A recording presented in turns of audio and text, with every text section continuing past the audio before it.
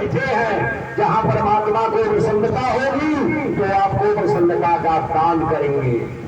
परमात्मा जब प्रसन्न होंगे तो आपको ज्ञान का दान करेंगे। नचत ज्ञानात् ते मुक्ति।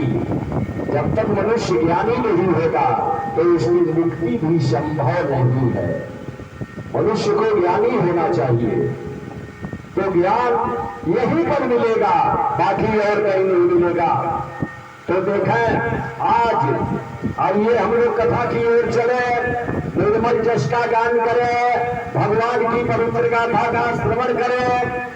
आपको हम ले चलते हैं राजा परीक्षित की कथा की ओर। कैसे उन्होंने जन्म पाया अपने मां के गर्भ से। कौन सी मां रही जिसने राजा परीक्षित जैसे बेटे को जन्म दिया? कौन सी मां रही जिसने आचार्य सुखदेव जैसे बेटे को जन्म दिया? वो लोग धन्य है और वो लोग पुण्यात्मा है। उस मां की कोख भी जो है धन्य है। इसलिए अब आपको हम ले चलते हैं द्वापर के समय।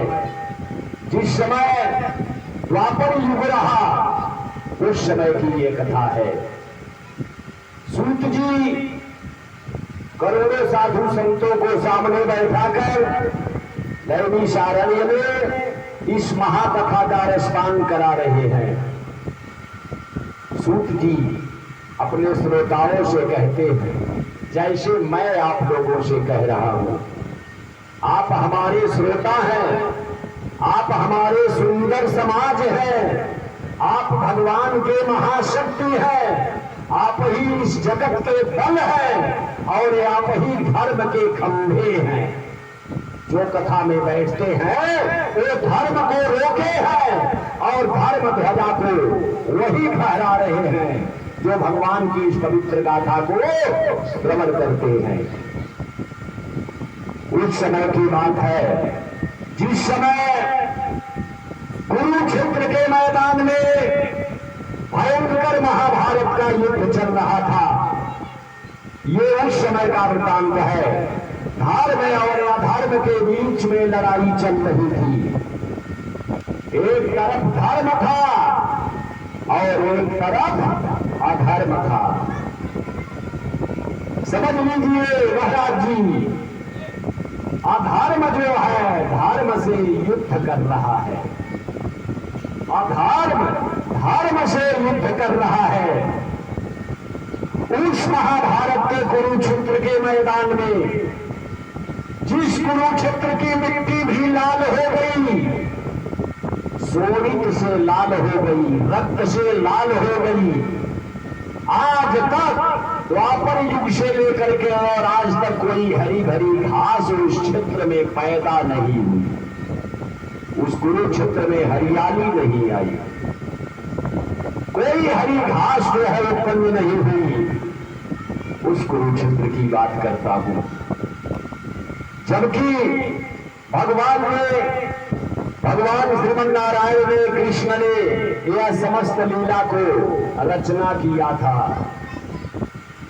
एक दिन युद्ध तो चल रहा था, सुबह आरंभ होता, शाम को शंख बज जाता, युद्ध समाप्त होता और फिर अगले दिन समय से शुरू होता और शाम को समाप्त हो जाता। एक दिन अर्जुन कहीं चले गए। एक दिन महाबली अर्जुन, गांडीव को धारण करने वाले अर्जुन कहीं चले गए। अरे चले कहां गए? वरुण जी के नगरी में चले गए। वरुण जी से मुलाकात करने चले गए। वरुण जी का नगर बड़ा रम्य है, बड़ा सुंदर है। वरुण जी के नगरी का नाम है बीभावरी। बीभावरी, उनके नगर का नाम बीभावरी है। तो अर्जुन वहीं चले गए थे। इधर द्रोणाचार्य के पास दुर्योधन पहुंच जाते हैं और दुर्योधन पहुंच करके द्रोणाचार्य को जो है कमी बेशी सुनाते हैं, खरी खोटी सुनाते हैं।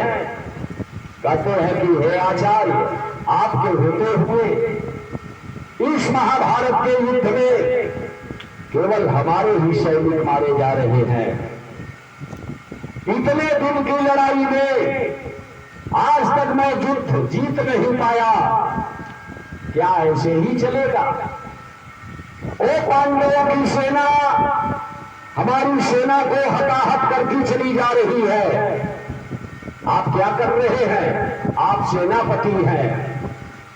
आचार्य द्रोण से कहा कि आप सेनापति बने हैं, जब तक बाबा भीष्म जी रहे तब तक सेना को संभाले रहे, लेकिन आप हमारे कुल गुरु हैं। हे आचार्य द्रोण, आप क्या व्यवस्था कर रहे हैं? आचार्य द्रोण ने कहा, हे दुर्योधन, हे युवराज, मैं तुम्हें वचन देता हूं, बड़े सौभाग्य की बात है, कल के युद्ध में अर्जुन नहीं रहेगा। अर्जुन कहीं चला गया है और मैं युद्ध के मैदान में चक्रव्यूह का निर्माण कर दूंगा। चक्रव्यूह का निर्माण कर दूंगा। उस चक्रव्यूह में घुसना और उस चक्रव्यूह से निकलना केवल अर्जुन को आता है, बाकी किसी को नहीं आता। कल मैं दावे के साथ कह रहा हूं कि सारे पांडव बंदी बना लिए जाएंगे। कल का दिन ऐसा होगा कि तुम युद्ध जीत जाओगे। धर्मराज युधिष्ठिर को बंदी बना लोगे, जिनके भुजाओं में 10,000 हाथियों का बल है, उस महाबली भीम को बंदी बना लोगे। सहदेव और नकुल को बंदी बना लोगे। उस चक्रव्यूह में घुसने की कला कोई नहीं जानता। अगर घुसना और निकलना कोई जानता है तो उस व्यक्ति का नाम है अर्जुन, और अर्जुन है नहीं। उनके न रहने पर यह युद्ध हम कल जीत लेंगे। यह योजना बनाई आचार्य द्रोण ने। द्रोणाचार्य ने छल की योजना बनाई, कपट की योजना बनाई, अधर्म की योजना बनाई। जिस समय अर्जुन चले गए महाराज जी कुरुक्षेत्र के उस मैदान में, द्रोणाचार्य ने चक्रव्यूह का निर्माण किया। सोच लीजिए, ऐसे आचार्य हैं जो कौरवों को भी शिक्षा दिया, पढ़ाया लिखाया और पांडवों को भी पढ़ाया लिखाया। धन्य है वे आचार्य, धन्य है वे द्रोणाचार्य, जो एक शिष्य के न रहने पर दूसरे शिष्य की विजय चाहते हैं। एक ऐसा आचार्यत्व है, एक ऐसी शिक्षा है, एक इस प्रकार का ज्ञान है, समझ में नहीं आता। आचार्य द्रोण ने कुरुक्षेत्र के मैदान में चक्रव्यूह का निर्माण कर दिया। चक्रव्यूह का निर्माण कर दिया और जब सवेरे का समय हुआ, चक्रव्यूह कहते किसे हैं? चक्रव्यूह में सैनिकों को खड़ा किया जाता है। ऐसे खड़ा किया जाता है कि समझ के बाहर की चीज है। उस चक्रव्यूह में घुसना और निकलना केवल अर्जुन को आता था, बाकी किसी को नहीं। इधर आचार्य जी ने चक्रव्यूह का निर्माण किया और उधर चारों भाई लोग चिंतित हो गए। धर्मराज युधिष्ठिर, महाबली भीम, सहदेव जी और नकुल जी, ये चारों भाई चिंतित हो गए। बड़ी मुश्किल आ गया, बहुत बड़ी मुसीबत आ गई, क्योंकि द्रोणाचार्य ने चक्रव्यूह का निर्माण किया है कुरुक्षेत्र के मैदान में। कल हम सभी लोग बंदी बना दिए जाएंगे, क्योंकि उस चक्रव्यूह में घुसना और निकलना हम चारों को नहीं आता। हम चारों को नहीं आता उस चक्रव्यूह से घुसना और निकलना। तो इसी कारण मस्तक झुकाए बैठे हैं, मस्तक झुकाए अपने दरबार में बैठे हैं चारों लोग, जैसे मानो कितनी बड़ी विपदा आ पड़ी है, कितनी बड़ी संकट आ पड़ी है। एक वीर होते हुए, धर्मवान होते हुए भी महाराज युधिष्ठिर जी का रथ का पहिया जो जमीन से ऊपर होकर चलता है, ऐसे हैं धर्मराज जी। धर्मराज युधिष्ठिर ऐसे हैं जिनके धर्म के बल पर उनके रथ का पहिया जमीन से ऊपर होकर चलता है, लेकिन हार मान के बैठे हैं, चक्रव्यूह में जाना नहीं चाहते। इधर देखिए जो महाबली भीम है, जिनके एक भुजाओं में 10,000 हाथियों की ताकत है, वो चक्रव्यूह से डर करके जो है सिर झुकाए बैठे हैं। सहदेव और नकुल जो महाशक्ति को धारण करने वाले हैं, वो सिर झुकाए बैठे हैं। धन्य है ये चारों में। और उधर शंखनाद हो रहा है, लड़ाई के मैदान में, युद्ध के मैदान में शंखनाद हो रहा है। ललकार रहा है दुर्योधन, ललकार रहा है दुशासन, ललकार रही है कौरवों की सेना। लेकिन इधर पांडवों की ये हालत है। इतने में 16 वर्ष का अभिमन्यु, 16 वर्ष का अभिमन्यु जो अर्जुन का पुत्र रहा, इनके मां का नाम था सुभद्रा। जिस सुभद्रा का हरण करके, जिस सुभद्रा का हरण करके जो है इन्होंने लाया था, जैसे रुक्मिणी का हरण किया था, उसी तरह से अर्जुन सुभद्रा की पत्नी है और सुभद्रा जी के पुत्र हैं अभिमन्यु जी महाराज। वो आए, उस समय में उनका भी विवाह हो चुका था, वीर अभिमन्यु का भी जो है विवाह हो चुका था। वह समस्त कलाओं से युक्त थे, समस्त विद्याओं से युक्त थे और देवमंडल के पशु थे। पूर्व जन्म के वो पशु थे जो भगवान ने अभिमन्यु बना करके पैदा किया था। वो तो पशु थे, वो कभी मरने वाले नहीं थे, परंतु जब बाहर निकलते हैं, घर के बाहर देख रहे हैं बड़े बड़े पिताजी चिंतित, महाबली भीम चिंतित और धर्म को धारण करने वाले युधिष्ठिर महाराज चिंतित, सहदेव और नकुल चाचा भी चिंतित। चिंता का कारण पूछा अभिमन्यु ने, कहा है बड़े दादा, आपने वैसे मस्तक झुका करके क्यों बैठे हैं, सिर नवा करके क्यों बैठे हैं? चिंता का कारण बताइए। वीरों के चेहरे पर चिंता शोभा नहीं देती, योद्धाओं के मस्तक पर मलिनता शोभा नहीं देती। आप लोग तो वीर हैं। अरे हमारे बड़े पिताजी धर्मराज युधिष्ठिर जी महाराज, आप तो धर्म के धुरंधर एक मूर्तिमान स्वरूप है, आप ऐसी चिंता क्यों कर रहे हैं? क्या कारण है? क्यों दुखित हैं आप लोग? आप अपने चिंता का कारण बताए। अर्जुन का वह महाबली पुत्र अभिमन्यु पूछ रहा है, दहाड़ रहा है, ललकार रहा है अपने बड़े पिता के सामने। चिंता का कारण बताइए, आप लोग चिंतित क्यों हैं? धर्मराज ने कहा, हे पुत्र, यह बड़ी विषम परिस्थिति है, इसे तुम जानकर क्या करोगे? ये मेरे प्यारे पुत्र, ये तेरे लायक का विषय नहीं है, तुम्हारे समझ के बाहर की चीज है, तुम जानकर क्या करोगे? अभिमन्यु ने कहा, अवश्य जानूंगा। वह पुत्र नहीं है जो अपने पिता के दर्द को समझ न सके, अपने पिता के चिंता को समझ न सके, अपने पिता के कष्ट को समझ न सके, क्या वह पुत्र है? नहीं है।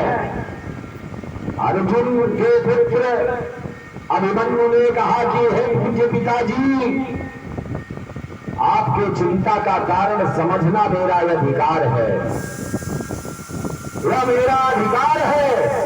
आप बताएं, आपके चिंता का कारण क्या हो सकता है? मुझे अवश्य बताएं, मेरे लायक जो भी होगा मैं वह उपक्रम करूंगा। अब देखें, ऐसी स्थिति आई, अभिमन्यु के पूछने पर धर्मराज युधिष्ठिर जी ने कहा, अरे अभिमन्यु, कल के युद्ध में द्रोणाचार्य ने दुर्योधन के कहने पर युद्ध के मैदान में चक्रव्यूह का निर्माण कर दिया है। उस चक्रव्यूह में घुसना और उस चक्रव्यूह से निकलने की कला केवल तुम्हारे पिता को मालूम है और कोई नहीं जानता। हम लोग जय ही जाएंगे, त्यों ही वह आतताई दुर्योधन हम लोगों को बंदी बना लेगा। हम लोग ढंग नहीं जानते कि चक्रव्यूह में कैसे घुसेंगे और चक्रव्यूह से कैसे बाहर आएंगे। एक गुण हम लोगों के अंदर नहीं है।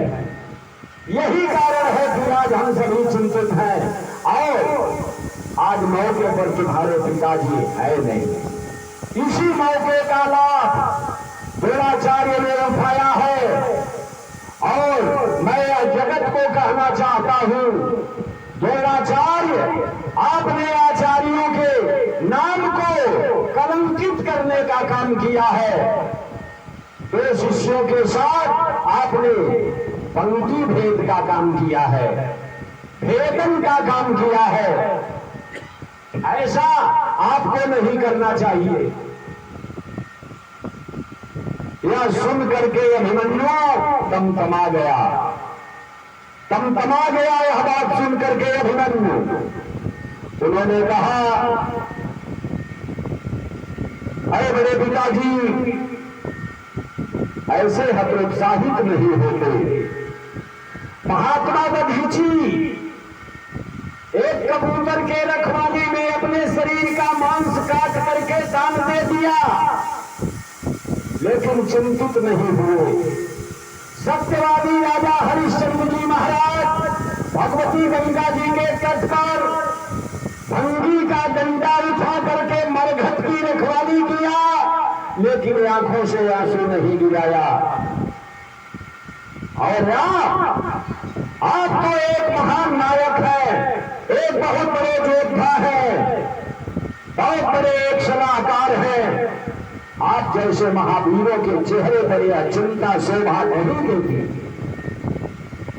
मैं ललकार करके कह रहा हूं, जो आचार्य द्रोणाचार्य ने चक्रव्यूह का निर्माण किया है, और मेरे पूज्य पिताजी, आपके चरणों की सौगंध खा करके कहता हूं, यह अभिमन्यु का दूसरा, यह अर्जुन का, यह दूसरा अर्जुन की शरीर आपके सामने खड़ी है।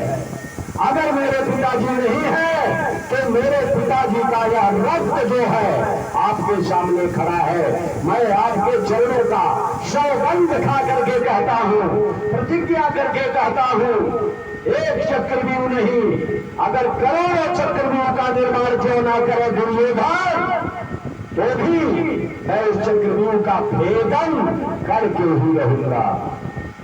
लेकिन देखिए, ये शब्द बड़ा भयानक है, लेकिन परंतु ये सब जो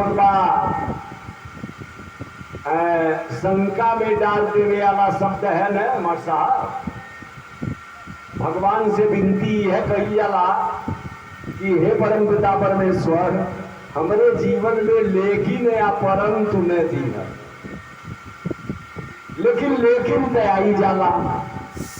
जैसे आप कहेंगे कि गोरखपुर जइहा, लेकिन तो जब सुने वाला लेकिन सुना आप कहला दादा अब का गोरखपुर जाए के परमिशन मिल गई, लेकिन अब का हो गई। तो संपूर्ण महाभारत लेकिन से भरा हुआ है, लेकिन रूपी तथ्य से जो है भरा हुआ है, परंतु से भरा हुआ है। अभिमन्यु ने कहा है मेरे पूज्य दादा उस चक्रव्यूह में मैं घुस जाऊंगा, लेकिन अभिमन्यु ने कहा लेकिन जब इन्होंने सुना, धर्मराज युधिष्ठिर ने सुना कि चक्रव्यूह का भेदन करके घुस जाएगा तो बड़ा खुश हुए। और जब अभिमन्यु ने कहा लेकिन, तो सारा हर्ष इनका गिर गया। क्या बेटा लेकिन क्या? काहे मेरे पूज्य पिताजी, मैं चक्रव्यूह में जो 7 दरवाजे होते हैं, तो 7 दरवाजे में मैं 6 को ही तोड़ने की कला जानता हूं। क्योंकि यह उस समय की बात है जिस समय मैं अपने मां के गर्भ में था, मैं अपने मां के पेट में था। उस समय मेरे पिता अर्जुन मेरी मां को चक्रव्यूह में घुसना और निकलने की कथा सुना रहे थे। अभी घुसने की कथा सुना रहे थे, 6 फाटक तोड़ने की कथा जब सुना दी, 7वां फाटक तोड़ने की कथा सुनाने जा रहे थे। उसी समय मेरी मां को नींद आ गई और पिताजी ने कथा कहना बंद कर दिया। नरे भवद्विहीन चिंता, वेद व्यास जी ने एक श्लोक लिखा है उसमें, इस संदर्भ में होनी नरे भवति बुद्धिहीन चिंता। यह बड़ा रोचक तथ्य है महाराज। ये अभिमन्यु ने बताया कि जिस समय पिताजी 6 फाटक तोड़ने की कथा सुनाए, 7वें को सुनाने जा रहे थे, तभी मेरी मां को नींद आ गई और पिता ने कथा कहना बंद कर दिया। मैं इतना ही तक सुन पाया। तो 6 फाटक मैं तोड़ने की कला जानता हूं, 7वां नहीं सुन पाए, क्योंकि कर्म की गति बलवान होती है। आपने सुना होगा कथाओं में, कर्म गति टारे नहीं करी।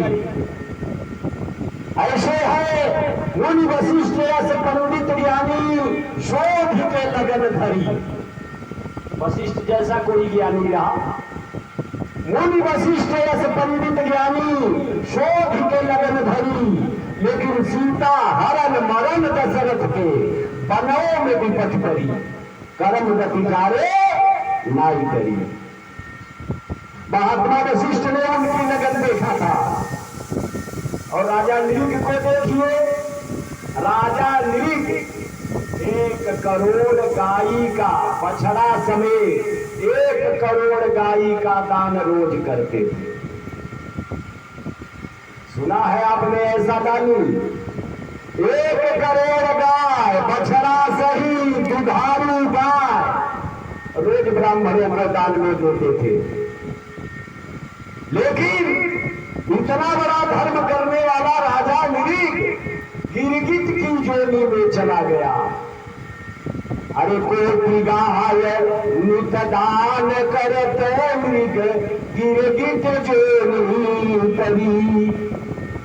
गिरगिट में गया महाराज। अब आप ये सोचिएगा कि जाएगा अब हम देवता का उद्धार नहीं करेगा, ये न सोचिएगा आप लोग।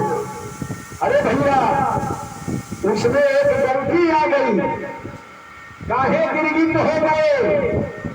कन्हैया एक में बाबा जो है गाय राजा से दान लेकर के चले गए अपने घर, ले जाके अपने गौशाला में बांध दिए। गैया तुरा के चली आई फिर राजा के गौशाला में। बिहार भर में वही गैया का दान दूसरे बाबा के हो गए। अब दूसरे बाबा राह धरा के गाय के ले जा रहल बाने। आ पहिलका बाबा उ गाय खोजत आ रहल बाने। रहिए में भेंट हो गई। जे खोजत आवत बा उ कहले है बाबा जी गाय हमार है। तो ई कहले संकल बाड़ा अब हिमत के राज दरबार से दान में लेके आ रहल बानी। आप कह रहल बाड़ा गाय हमारे है। कहने बड़ा बुर्बक बाड़ा तू कन्हिया हमें को छुआ के ले गई। इन्हें गैया है। राजा कहने पाइए ब्राह्मण ने कहा पागल है क्या है। चलो पूछ रहा राजा भैया हमको दिया है और लेकर के जा रहे हैं। तो उस ब्राह्मण ने कहा हम कल ही ले आए। तुम्हें आज कह रहे हो तू गा के चली गई है। ए महाराज दोनों जने राजा के दरबार में अले। वो अभी राजा से पूछता है पहिलका ब्राह्मण ई बताई रूबे काली है गाई कटाना कहीं रहनी। तो ये पूछ रहल बारा ई बताई अब हिलवा ना रहनी है। अब के हाँ कहे किसको जो है किसको हाँ कहे उन्हू और मूड़ी हिले में आई नहू और मूड़ी हिले में दोनों बंधन के क्रोध आ गए। ए महाराज ब्राह्मण जाति जवन है बड़ी तपस्वी जाति है। आप तपबल मित्र सदा बरियारा ताके कोप न कोई रखवारा। लेकिन यही नाई ते ही ब्राह्मण नाय तपस्वी ब्राह्मण की हम बात करते हैं। भरत जी ने लिखा है एक ब्राह्मण से की समुद्र लिया। वो भी एक ब्राह्मण था। एक ब्राह्मण से भी समुद्र लिया। एक ब्राह्मण 60,000 को जारा। एक ब्राह्मण लात हना प्रभु को। एक ब्राह्मण ही जब वंश उजारा। ब्राह्मण से जन बैर करो जिन ब्राह्मण से भगवान है हारा। तपबल मित्र सदा बरियारा ताके कोप न को रखवारा। तो देख में अभी बाबा जी क्रोधी और अभी बाबा जी क्रोधी। वो पूछ रहा है ये बताई कलिया रंगे नाई हमके कलिया देहली तो बूढ़ी हिला दे। हाँ बात सही है। पहले ही पूछ रहा हमारा बहिनवा नाई तू देहला हमके इन्हों के बूढ़ी हिला रहा। दोनों बतिया सही बात। दोनों ब्राह्मणों ने कहा है राजा निर्णय नहीं कर पा रहा है। ब्राह्मणों को क्रोध आया। क्रोध क्यों आया उन ब्राह्मणों को तथ्य समझ लेना चाहिए था। आखिर इसमें कारण क्या है। बिना तथ्य समझे इन ब्राह्मणों ने उस राजा को श्रापित कर दिया। श्राप दे दिया। कहा है राजन मूड़ी हिलाता है। जब मैं पूछ रहा हूं तो मूड़ी हिलाता है। भगवान ने तुम्हें भारी नहीं दिया है बोल नहीं सकते हो। वो अभी पूछ रहा है तो मूड़ी हिला रहे हो। जाओ मैं तुम्हें श्राप देता हूं कि तुम गिरगिट जोनी में चले जाओगे। बोलिए वृंदावन बिहारी लाल की। तो कोटि गाय अमित दान करत मृग गिरगिट जोनी परी। अब पांडव जिनके आप सारथी दिनहू पर विपत्ति परी। कर्म गति तारे नाई डरी। अरे महाराज जिनका उदय से अस्त तक राजधानी रही। राजा हरिश्चंद्र जी महाराज जिनका उदय से अस्त तक राजधानी रही। वो राजा महाराज भी जो है भंगी के घर जाकर के इनको पिक जाना पड़ा। कर्म गतिकारे नाई करी। यहां भी वही बात है। 6 फाटक तोड़ने की कथा अर्जुन ने सुनाया तो उनके पत्नी को नींद आई और पिता ने कथा कहना बंद कर दिया। अभिमन्यु ने कहा कि 6 फाटक तो मैं तोड़ दूंगा लेकिन 7वें फाटक को मैं तोड़ नहीं पाऊंगा। तब तक अपनी गदा लेकर के महाबली भीम जो है खड़े हो गए। महाबली भीम खड़े हो गए और कहे ए बेटा अगर तुमने 6 फाटक को तोड़ दिया तो मैं तुमको वचन देता हूं कि 7वां फाटक मैं अपनी गदा से तोड़ डालूंगा। यह मेरा वादा है, यह मेरा वचन है। चाहे जो भी हो जाए, लेकिन ऐ मेरे प्यारे पुत्र, मैं अपने वचन का पालन करके ही रहूंगा। निश्चित रूप से मैं अपने वचन का पालन करूंगा। महाबली भीम ने वचन दे दिया और धनुष और बाण उठाया।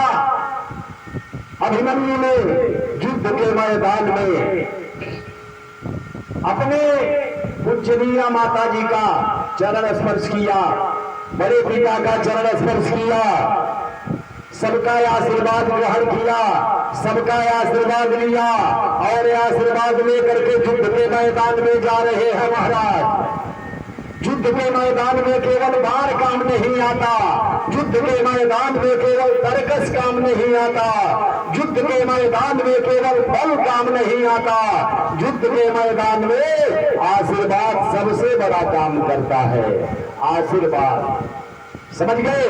तो आशीर्वाद बहुत बड़ी उपलब्धि है मनुष्य के जीवन की।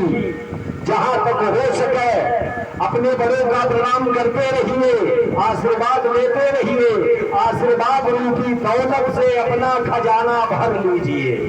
जहां तक हो सके आशीर्वाद जुटाते रहिए, आशीर्वाद जुटाते रहिए, आशीर्वाद जुटाते रहिए। इतनी दौलत बढ़ जाए आशीर्वाद की, जो दूसरा कोई भी मांगे, दूसरे का सहारा बनना पड़े, तो अपने आशीर्वाद को समर्पित भी आप कर दें तो आप महापुण्यात्मा हो जाएंगे। इसलिए अभिमन्यु आशीर्वाद ग्रहण कर रहे हैं। माता पिता सबका, बड़े पिताजी का आशीर्वाद लेकर के धनुष और बाण को उठाया। कुरुक्षेत्र के मैदान में वह अर्जुन का वीर मित्र अभिमन्यु आज द्रोणाचार्य के द्वारा रचे गए चक्रव्यूह का भेदन करने जा रहा है। धन्य है वहां के लोग और धन्य है वहां की स्थिति, धन्य है वो आचार्य द्रोण जिन्होंने एक पक्ष के साथ इतना बड़ा छल का काम किया, इतने बड़े कपट का काम किया। अगर द्रोणाचार्य के अंदर मर्दानगी रही होती तो अर्जुन के आ जाने के बाद एक चक्रव्यूह नहीं करोड़ों चक्रव्यूह का निर्माण किया ना कर दें, अर्जुन से वह युद्ध जीत नहीं पाते। परंतु आज अर्जुन के न रहने पर, अर्जुन के अनुपस्थिति में आचार्य द्रोण ने आप अपने हृदय पर हाथ रख करके कहें कि क्या द्रोणाचार्य ने अच्छा काम किया है? नहीं किया महाराज। इसे हम महात्मा वेदव्यास जी के आसन से मुझे भी कहना पड़ रहा है। लेकिन द्रोणाचार्य करें तो क्या करें?